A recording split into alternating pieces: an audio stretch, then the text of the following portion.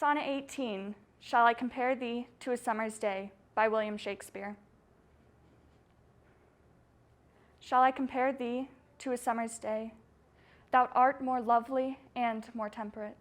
Rough winds do shake the darling buds of May, and summer's lease hath all too short to date. Sometime too hot the eye of heaven shines, and often is his gold complexion dimmed. And every fair from fair sometimes declines, by chance or nature's changing course untrimmed. But thy eternal summer shall not fade, nor lose possession of that fair thou oust. Nor shall death brag thou wanderest in his shade, when in eternal lines to time thou growst. So long as man can breathe and eyes can see, so long lives this, and this gives life to thee. First Storm and Thereafter by Scott Cairns. What I noticed first within this rough scene fixed in memory is the rare quality of its lightning, as if those bolts were clipped from a comic book, pasted on low cloud or fashioned from cardboard, daubed with gilt, then hung overhead on wire and fine hooks.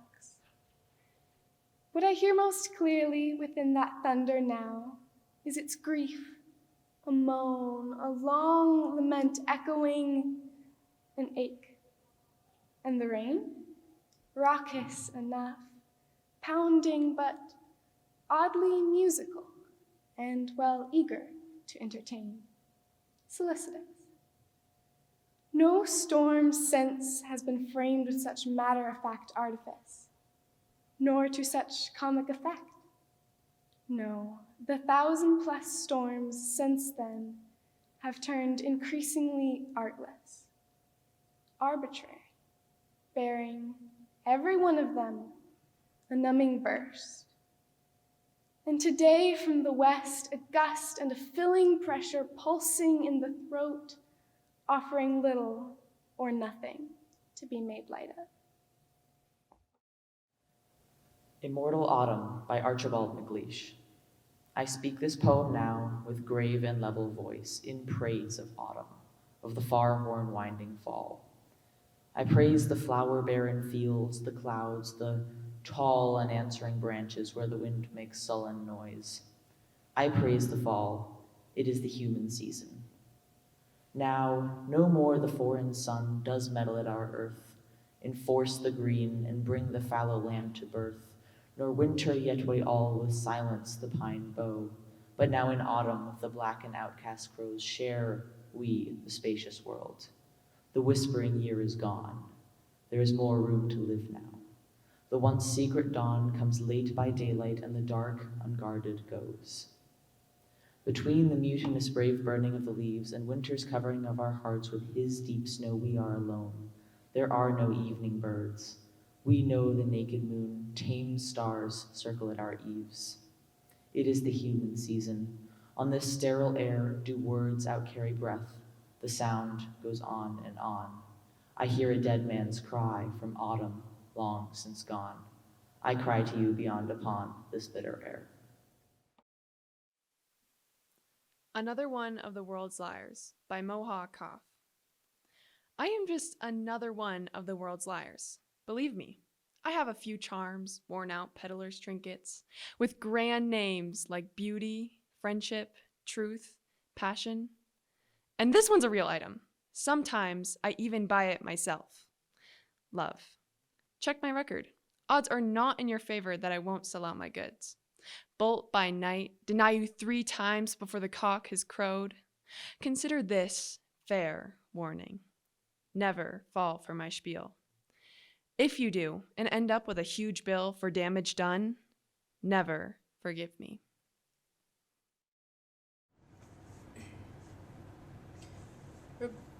Carnival by Rebecca Lindenberg.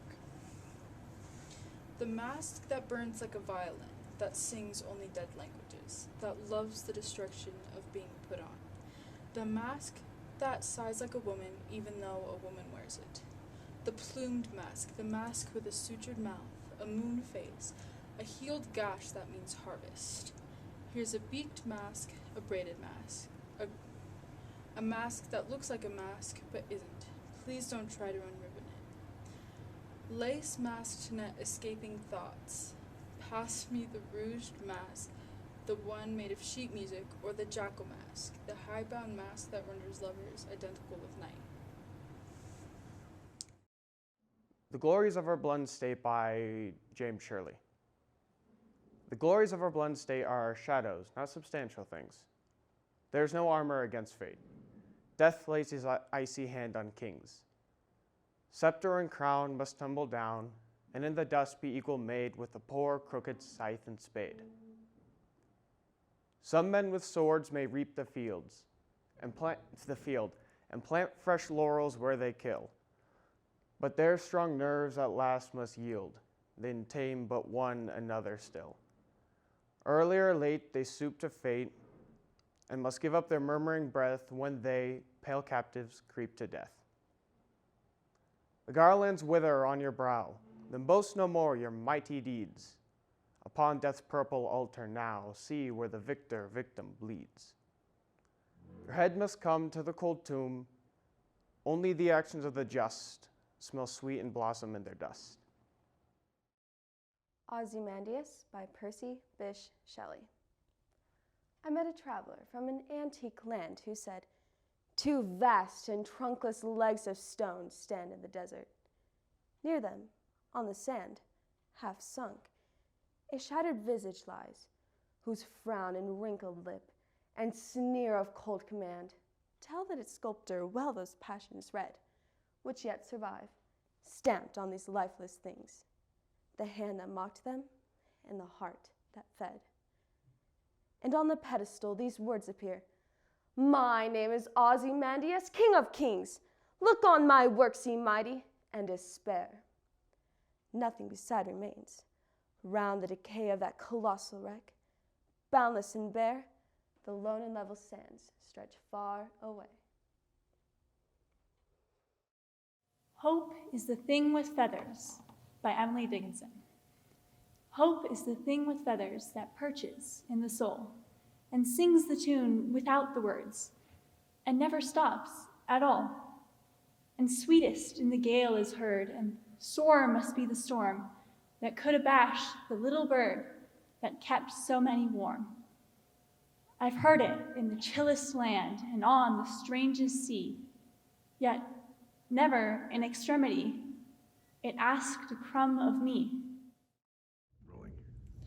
Truth is, I would like to escape myself by Noor al-Grawi. Truth is, I would like to escape myself, detach my body from my skin, peel it layer by layer to uncover beneath the surface of petals and thorns piled up year after year who I am and who I want to be. I want to be the flower that grows in dirt, the feather that flies between the cracks of fences. A wise woman once told me, "Don't worry about you, worry about who you could be." I want to be the woman that sits in a desk and writes pieces of oceans, rivers, in a white space in a place where imagination has no border. Finishing Up by A.R. Ammons. I wonder if I know enough to know what it's really like to have been here. Have I seen sights enough to give seeing over? The clouds. I've waded with white October clouds like these this afternoon often before and taken them in. But white clouds shade other white ones gray. Had I noticed that? And though I've followed the leaves of many falls, have I spent time with the wire vines left when frost's red dyes stripped the leaves away? Is more missing than was never enough? I'm sure many of love's kinds absolve and heal, but were they passing rapids or welling stirs? I suppose I haven't done and seen enough yet to go, and anyway, it may be way on the way before one picks up the track of the sufficient. The world round reach, spirit deep, easing and all, not just mind answering itself, but mind and things apprehended at once as one. all giving, all way. Not a scrap of question holding back. April Midnight by Arthur Symonds. Side by side through the streets at midnight, roaming together, through the tumultuous night of London in the miraculous April weather. Roaming together under the gaslight, days work over. How the spring calls to us here in the city, calls to the heart from the heart of a lover. Cool the wind blows, fresh in our faces, cleansing, entrancing after the heat and the fumes and the footlights, where you dance and I watch your dancing. Good it is to be here together. Good to be roaming. Even in London, even at midnight, lovers like in a lover's gloaming. You the dancer and I the dreamer, children together, wandering lost through the night of London in the miraculous April weather.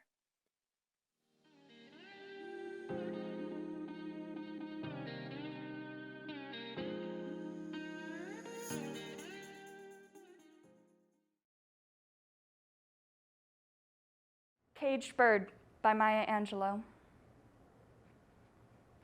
The free bird leaps on the back of the wind and floats downstream to the current ends and dips his wings in the orange sun rays and dares to claim the sky.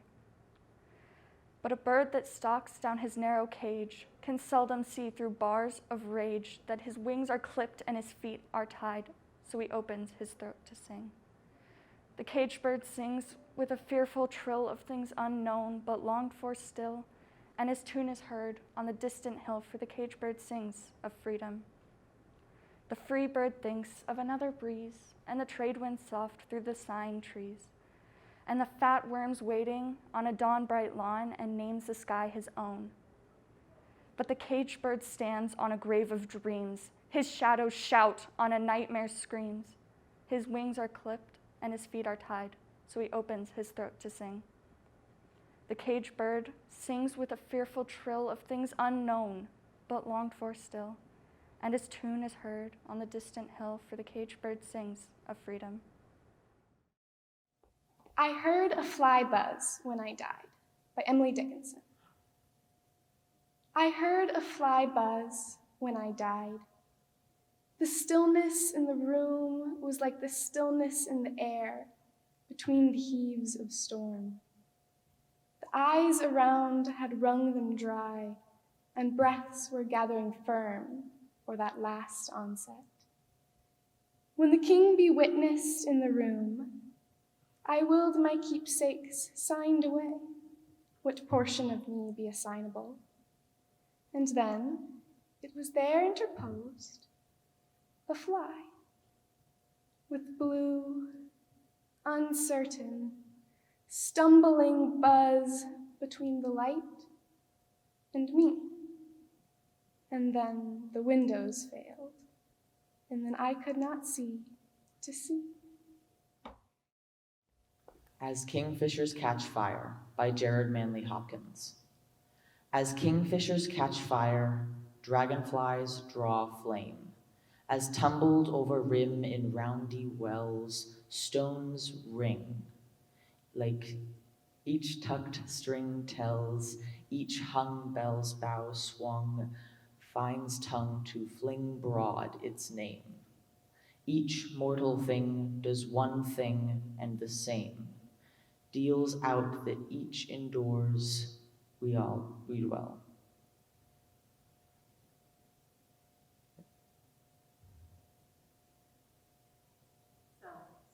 Selves into itself, myself, it says, it spells, it's crying. What I do is me, for that I know. I say more, the just man justices keeps grace, that which keeps all his goings graces.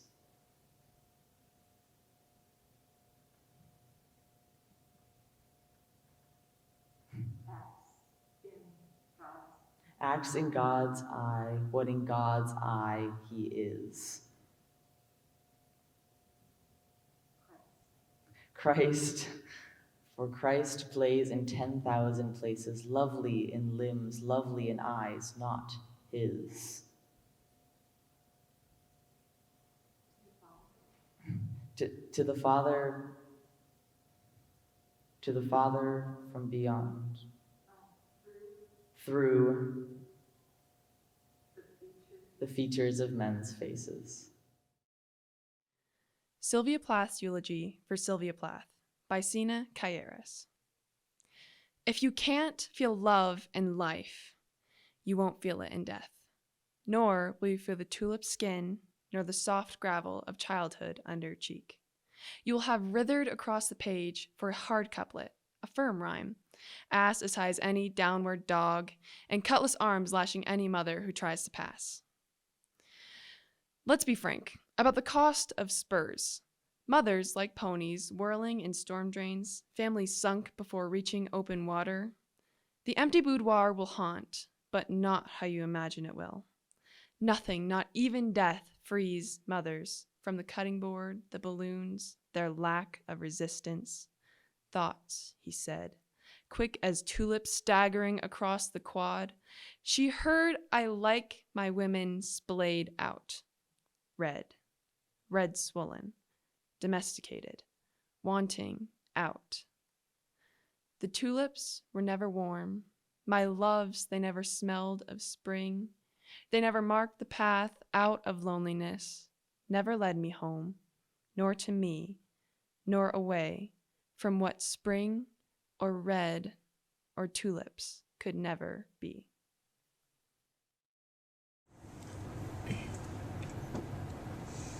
One Girl by Sappho. Like the sweet apple which reddens upon the topmost bough, atop the topmost twig, which the pluckers forgot somehow. Forget it not, nay, but got it not, for none could get it until now. Like the wild hyacinth flower which on the hills is found, which the passing feet of the shepherds forever tear and wound, until the purple blossom is trodden in the ground. The Coming of the Plague by Weldon Keys. September was when it began. Locusts dying in the fields, our dogs silent, moving like shadows on a wall. And strange worms crawling, flies of a kind we've never seen before. Huge vineyard moths. Badgers and snakes abandoning their holes in the field, the fruit gone rotten. Queer fungi sprouting. The fields and woods covered in spiderwebs. Black vapors rising from the earth. All these and more began that fall. Ravens flew round the hospitals in pairs. Where there was water, we could hear the sound of beating clothes all through the night. We cannot count all the miscarriages, the quarrels, the jealousies. And one day in a field I saw a swarm of frogs, swollen and hideous, hundreds upon hundreds, sitting on each other, huddled together, silent, ominous, and heard the sound of rushing wind.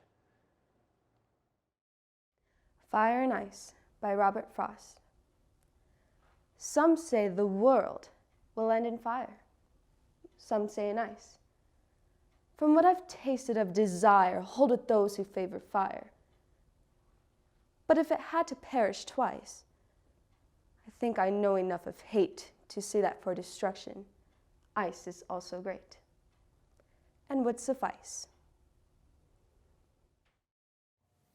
Crepuscule with Muriel by Marilyn Hacker. Instead of a cup of tea, instead of a milk silk whelk of a cup of nearly 6 o'clock tea time, cup of a stumbling block, cup of an afternoon unredeemed by talk, cup of a cut brown loaf, of a slice, a lack of butter, blueberry jam that's almost black. Instead of tannin seeping into the cracks of a pot, the void of an hour seeps out, infects the slit of a cut I haven't the wit to fix with a surgeon's needle threaded with fine gauge silk, as a key would thread the cylinder of a lock. But no key threads the cylinder of a lock. Late afternoon light transitory, licks the place of the absent cup with its rough tongue, flicks itself out beneath the wheel's revolving spoke. Taut thoughts gone with a blink of attention, slap, a vision of death and distance in the mix. She lost her words, and how did she get them back when the quarter of a day was a lurching deck? The dream-life logic encodes in nervous ticks. She translates to a syntax which connects intense and unfashionable politics. With morning coffee, Hudson sunsets, sex. Then the short circuit of the final stroke, the end toward which all lines looped out and broke. What a gaze out the window interjects. On the southeast corner, a black lab box tugged as the light click screamed toward a late-day walk by a plump brown girl in a purple anorak. The Bronx-bound local comes rumbling up the tracks, out of the tunnel over West Harlem blocks, whose windows gleam on the animal warmth of bricks, rouged by the fluvial light of 6 o'clock. Mad Song by William Blake. The wild winds weep, and the night is a cold. Come hither, sleep, and my griefs enfold. But lo, the morning peeps over the eastern steeps, and the rustling birds of dawn the earth do scorn. Lo, the vault of paved heaven, with sorrow fraught my notes are driven. They strike the ears of night, make weep the eyes of day. They make mad the roaring winds, and with tempests play. Like a fiend in a cloud, with howling woe, after night I do crowd, and with night will go. I turn my back to the east, from whence comforts increased, for light doth seize my brain with frantic pain. I wandered lonely as a cloud by William Wordsworth. I wandered lonely as a cloud that floats on high over vales and hills, when all at once I saw a crowd, a host of golden daffodils, beside the lake, beneath the trees, fluttering and dancing in the breeze. Continuous as the stars that shine and twinkle on the Milky Way, they stretched in never-ending line along the margin of a bay. 10,000 saw I at a glance, tossing their heads in sprightly dance. The waves beside them danced, but they outdid the sparkling waves in glee. A poet could not but be gay in such a jocund company. I gazed and gazed, but little thought what wealth the show to me had brought. For oft, when on my couch I lie, in vacant or in pensive mood, they flash upon that inward eye, which is the bliss of solitude. And then my heart with pleasure fills and dances with the daffodils. Art versus Trade by James Weldon Johnson. Trade. Trade versus art. Brain. Brain versus heart. Oh, the earthiness of these hard-hearted times when clinking dollars and jingling dimes drowned all the finer music of the soul. Life as an octopus with but this creed, that the whole world was made to serve his greed. Trade spreads out his mighty, myrid claw and draws into his foul-polluted maw the brightest and the best. Well nigh, has he drained dry the sacred fount of truth? And if, forsooth, he has left yet some struggling streams from it to go, he has contaminated so their flow that truth, scarce it be true. Poor art, with struggling gasp, lies strangled, dying in his mighty grasp. His grimy fingers lock about her snowy throat so tender. Is there no power to rescue her, protect, defend her? Shall art be left to perish? Shall all the images her shrines cherish be left to this iconoclast, to vulgar trade? Oh, that mankind had less brain and more heart. Oh, that the world had less trade and more art. Then would there be less grinding down of the poor? Then would men learn to love each other more. For trade stalks like a giant through the land, bearing aloft the rich in his high hand, while down beneath his mighty ponderous tread, he crushes those who cry for daily bread.